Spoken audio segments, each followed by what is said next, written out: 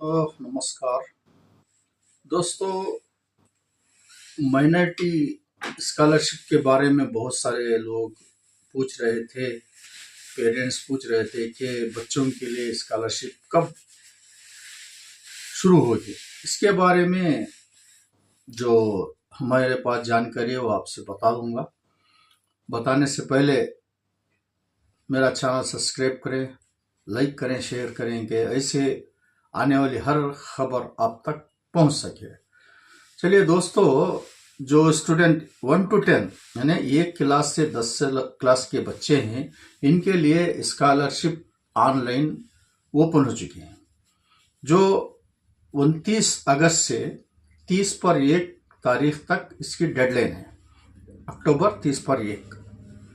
आपके बच्चों को अगर आप ऑनलाइन स्कॉलरशिप अप्लाई करना चाहते हैं तो कहीं भी साइबर पर आप अप्लाई कर सकते हैं। और इसके लिए क्या क्या ज़रूरी है और कौन कौन सी कैटेगरी, इसमें माइनॉरिटी के बारे में जो बताया हूँ, माइनॉरिटी के जितने भी, जिसमें जैन, बुद्ध, क्रिश्चियंस, मुस्लिम्स, ऐसे पारसी, इन सब के लिए ये अप्लाई हो सकती है। ये माइनॉरिटी डिपार्टमेंट से एक एप्लीकेशन आया है, आप ऑनलाइन में अप्लाई करें। और जो बच्चों के पहले से स्कॉलरशिप आ चुकी है पहली क्लास की, ऐसे बच्चों के लिए रिन्यूअल आप पे आप हो जाएगा, यानी ऑटोमेटिक रिन्यूअल हो जाएगा। इसे अप्लाई करने की जरूरत नहीं। हाँ, पिछली बार जो बच्चे अप्लाई कर चुके हैं, ऐसे बच्चों को स्कॉलरशिप नहीं मिली है, ऐसे बच्चों के लिए ऑनलाइन नया एप्लीकेशन डालना चाहिए। इसका पोर्टल ऑनलाइन में मिलेगा। आप किसी भी साइबर पर जाएं, या अगर आपके पास लैपटॉप है, इसमें भी आप जानकारी ले सकते हैं क्या करना है क्या नहीं है।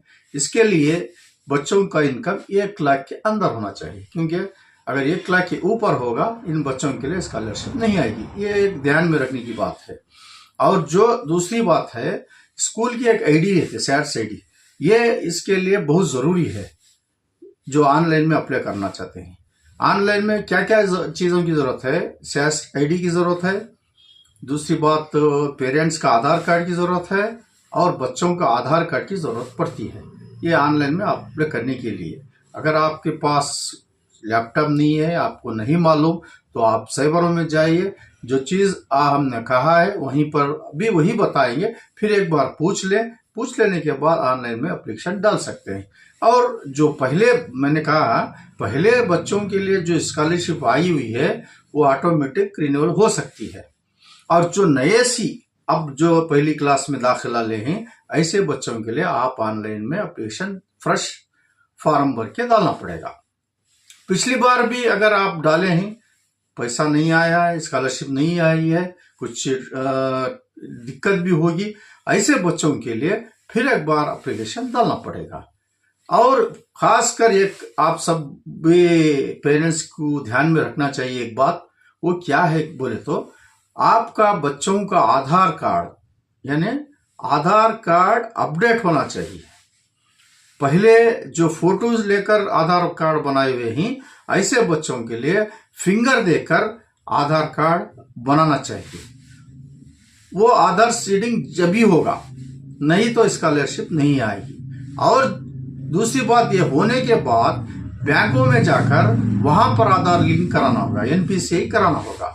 वहां पर क्या चाहिए, आधार कार्ड लेकर जाना चाहिए, आपके बच्चों का अकाउंट लेकर जाना चाहिए। वहां पर फिंगर लिया जाता है बैंकों में, वो फिंगर देंगे तो आपका आधार कार्ड सीडिंग हो जाएगा और अकाउंट को आधार लिंक हो जाएगा, एनपीसी हो जाएगा। उसके बाद आपके बच्चों की स्कॉलरशिप आ सकती है।